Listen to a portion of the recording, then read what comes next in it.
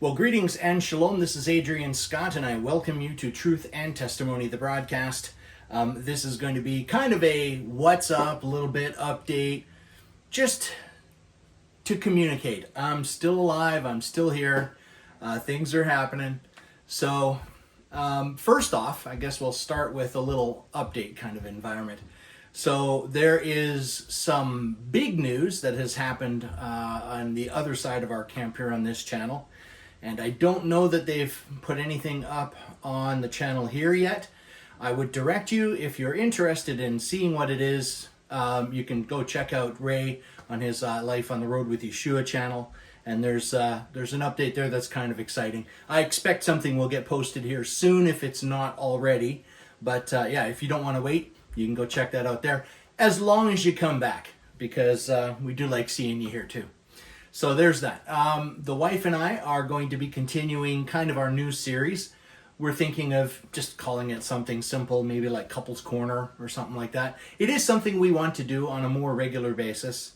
And we are bouncing between the idea of doing it as video, doing it as audio, doing it in both, kind of dependent on, you know, what it is we're talking about. We already did put one video up where we're talking about tzitzit. And so if you're interested in that, I do direct you to go take a look at that on the channel. It was up pretty recent, so it shouldn't be too hard to find. Above and beyond that, I do have videos in the works.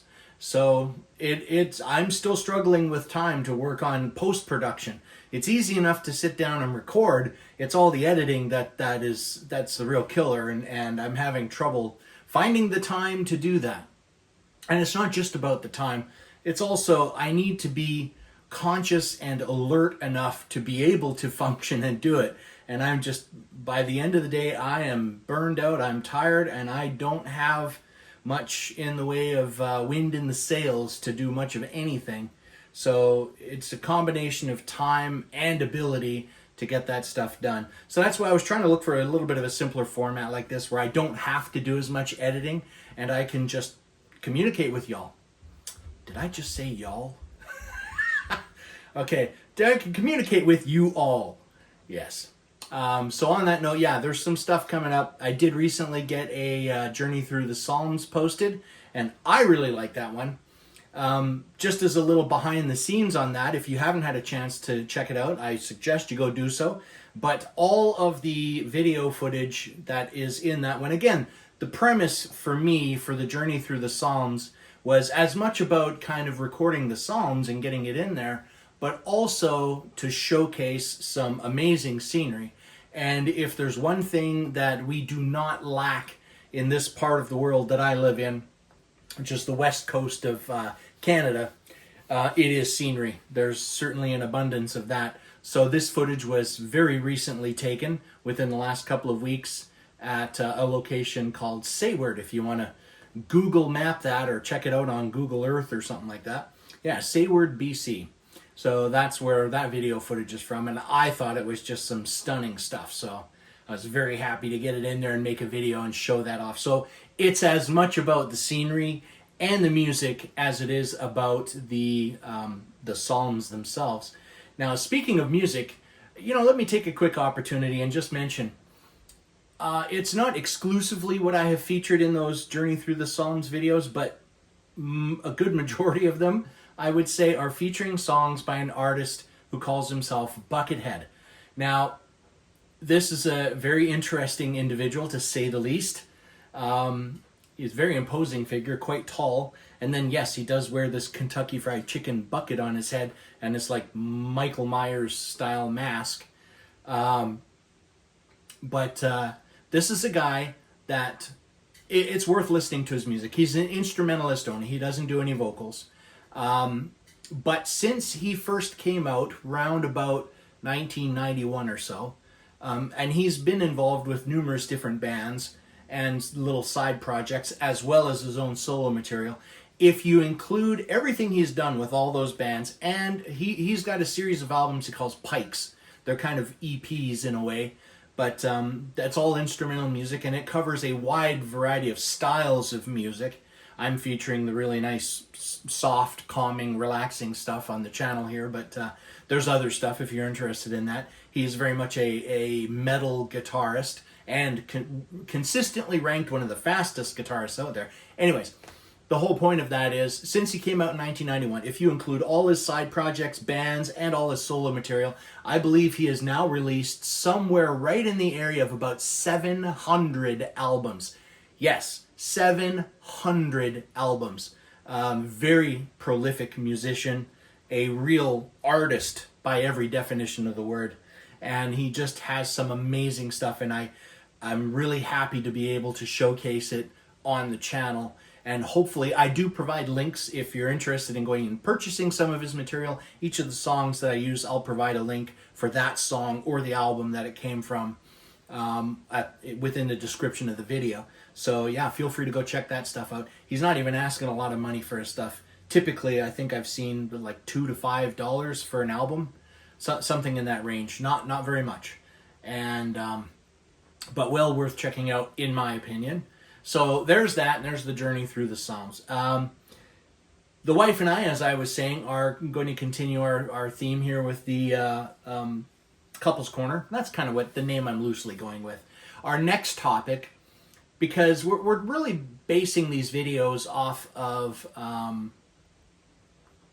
our day-to-day lives, like the things that we're seeing, what's happening to us, how we're,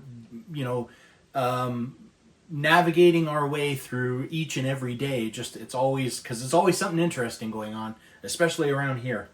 So it's the premise of the next video that we're going to be doing, and it'll be coming up soon, is basically raising children as Messianic Hebrew roots parents, and just how we've approached it. Keeping in mind, of course, anyone who is a parent already knows this. There is no magic handbook on how to be a parent. You kind of fumble your way through, you mess some stuff up, you get some stuff right, and in the end, hopefully your kids turn out okay. So it's just doing the best you can with what you have, and what we apply to our scenario is this concept of how we live by our belief in the scriptures as Messianic Hebrew roots believers. So that will be the next video coming up there, and my wife has some really interesting takes on that. I think I can have the tendency to be a little more inflexible. I think you need to have some wiggle room with stuff, because nothing is ever black or white and cut and dry. I mean, it just doesn't work that way. So there has to be some flexibility, but I think she's, maybe to put it this way, she's better at seeing alternative solutions than I am. I tend to be more one-track mind. So yeah, I think it'll be an interesting one to see that. On that note, I think I'll start wrapping it up there. I don't think there's too much else to mention. One little thing I was going to mention is I recently saw a movie. What was it called? It's an Arnold Schwarzenegger movie called The Sixth Day. Yes, on the sixth day, God created man, right? And that's kind of the premise of this. The basic premise of the movie has to do with cloning, and the ethical issues and moral issues and everything between cloning human beings or not cloning human beings. And anyways, the main protagonist, or I guess it would be the villain in the movie, there was an interesting exchange, because the lead character, I guess that would be the protagonist, who's Arnold Schwarzenegger, makes a comment about how God created man, and it's messing with God's creation and everything. And this villain, this head of this major company, the company has illegally been cloning human beings. Apparently, in the storyline of the movie, laws were passed to prevent this, but they did it anyways. And he then turns around and he makes this argument when they invoke the idea of God creating man and not trying to play God and all this other stuff, that he said basically something to the effect of God creating man to do stuff like this. That he endowed man with the ability, the intelligence, the know-how to clone other human beings and to manipulate science in this way and to do all of these things. And, it struck me, because as soon as I'm watching this and hearing this, it's a movie. I know it's a movie and it's just a line in a movie, but it does provoke some thought on that topic. And as I'm watching this, the first thing that pops into my head is, well, just because you can do something doesn't mean you should. And the thought that I had in thinking about it after the fact was, well, yeah, man has the ability to do that, and ultimately that ability is from God. He's the one that created us to be able to learn and improvise and, start doing these things. But he also gave man free will. And so man could have chosen not to do that stuff, right? And instead done things a more godly way. Now you can take that and you can apply that to life in general, to just about any subject. It doesn't have to be manipulating DNA. I mean, it really could be anything. Opening a door for someone. I mean, just anything that happens in a day-to-day life for people, you have a choice to do it one way or another. And that's the whole point, is you have that choice. You have that free will. And that, I've always thought, was one of the greatest blessings that God ever gave man, was this free will, right? Because as I would say, he when he created man, he didn't want an automaton, because if he wanted an automaton, he could have just created an automaton. He wanted man to choose to have a relationship with him. And in process, he creates man and then tells him how to have a relationship with him. So you can choose to have that relationship or not.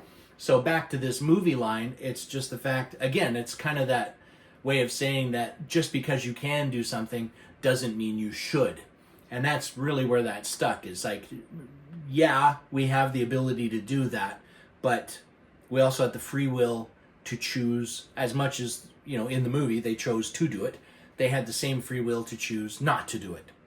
So it was just kind of an interesting concept, but it's a little one that jumped out at me, because certainly that's a hot topic thing when you're talking about these moral and ethical obligations or standards to adhere to, because from a purely evolutionary humanistic worldview, really those morals and ethics, if they exist, are, I think, very nebulous, because it's determinant upon each person on what those morals and ethics are, right? I will decide for myself what's right and wrong. So yeah, that's kind of where that one touched. It was an interesting movie. I don't watch a lot of stuff like that, but the wife happened to put it on, and I'm kind of sitting there. I was playing with a new computer and watching it in the background, and that scene jumped out at me. So, having said all of that, I will wrap it up there. I think I've done enough meandering for today. So more videos coming up, couples video. I got a couple of Bible breaks, and I've got a big topic for shekels that's going to be coming up. And I do want to feature some more. I got a little bit of that video footage and photographs of Sayward, but that wasn't the only place that I was able to get to. I actually got a whole bunch of new material. So I'm actually really excited to get some new Journey Through the Psalms videos happening as well, where I can showcase some of that stuff. So with that being said, thank you very much for sticking it out and watching the video. If you enjoyed, please give it a thumbs up, share it with others, and if you have not had the opportunity to do so yet, please subscribe to the channel and hit the notification bell so that you are notified each time Ray or I post a video. And there's going to be other people posting videos as well. Wink, wink. So you want to keep an eye open for that, and be there and subscribe so you don't miss that stuff. Until next time, I do wish blessings to all of you in the name of Yeshua, our Messiah, and I do say shalom and bye for now.